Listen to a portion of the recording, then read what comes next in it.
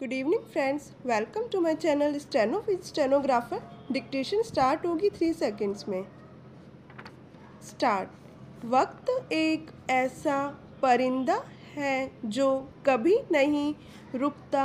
इसके बढ़ते पंखों के साथ हम और हमारे आसपास चीज़ें बदलती रहती हैं और इसी बदलाव में हम अपने को ढालते ढालते जीवन गुजार देते हैं। विराम। ठीक इसी तर्ज पर आज का युग एक नई परिभाषा के साथ खड़ा हुआ है। विराम। डिजिटल दुनिया और सोशल मीडिया वक्त का तकाजा है। विराम। यह अच्छी बात है कि हम नई दुनिया में प्रवेश कर रहे हैं, लेकिन इसके लिए हमें क्या क्या कीमत चुकानी पड़ रही है, क्या हम इस पर कभी सोचते हैं? Question mark. आज के दौर में होश संभालते ही बच्चे के सामने मोबाइल की स्क्रीन चमकने लगती है और वह उसमें लीन हो जाता है। विराम। इसके एवज में सबसे पहली बलि हमारे स्वास्थ्य की हो रही है। विराम। नेक्स्ट। वैज्ञानिक शोधों से पता चलता है कि मोबाइल का विकिरण या रेडिएशन दिमागी बीमारियों को बढ़ाता है। विराम। यह स्वास्थ्य के लिए हानिकारक है। विराम।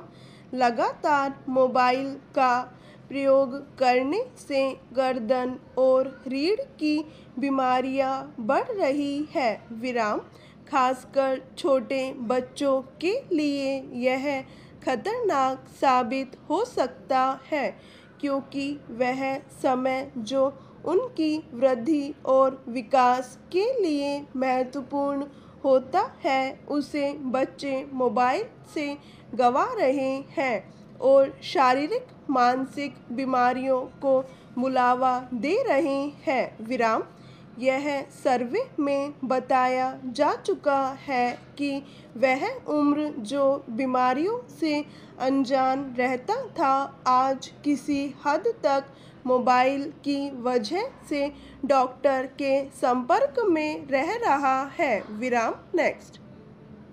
विकास के इस यंत्र ने दूसरी कीमत रिश्तों की ली है। विराम।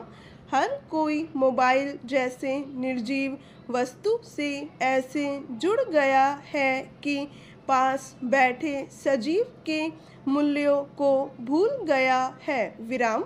एक समय ऐसा था कि भारतीय घरों में शाम के बाद सभी इकट्ठा होकर बैठते थे और अपने दुख सुख बांटते थे। विराम। आज यह देखा जा रहा है कि कोई किसी से बस ज़रूरत भर ही बोल रहा है, जबकि आपस में बातचीत करने से दिल की बात निकलती है और मन हल्का होता है। विराम। नेक्स्ट। कई बार किशोर, बच्चे और युवा जो बात समझ नहीं पाते उसे बड़े बुजुर्ग सुलझा देते हैं। विराम। भारतीय परिवेश में संयुक्त परिवार का रूप भी इसी पर आधारित था कि वक्त बेवक्त एक दूसरे का सहारा बना जा सके। विराम। एक साथ मिलकर दुख सुख को बांटा जा सके। विराम। आज संयुक्त परिवार में भी माता पिता और बच्चों के बीच संचार का ऐसा कुछ मिसाल नहीं मिल रहा जिससे जीवन की गति को उचित दिशा मिले। विराम। नेक्स्ट। इस बात का ज्वलंत उदाहरण बड़ी मात्रा में हो रही आत्महत्याएं हैं। विराम।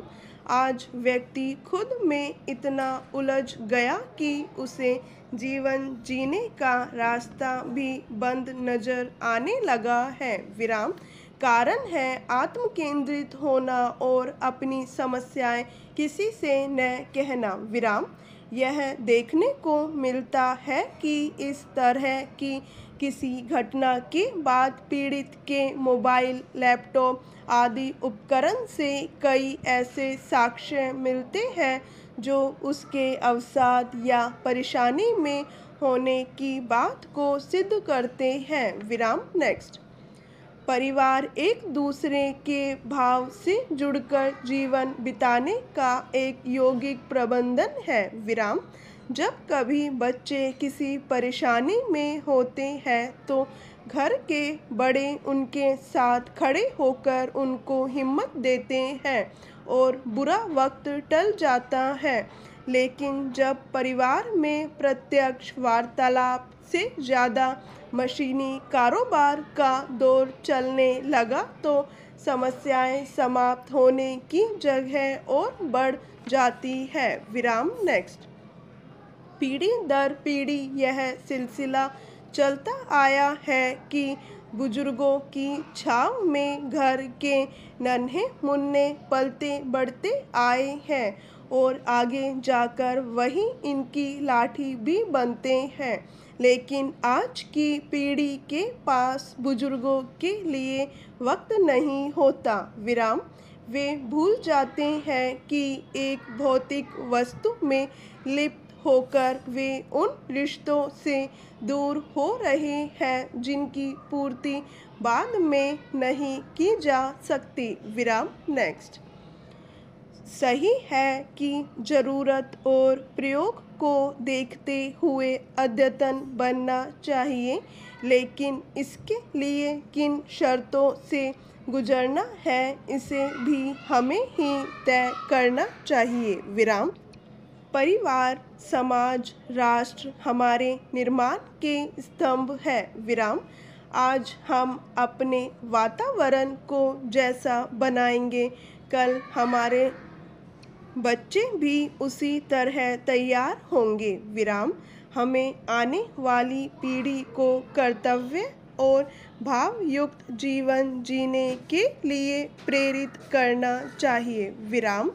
विकास और व्यक्तित्व के बीच होड़ नहीं लगनी चाहिए। विराम।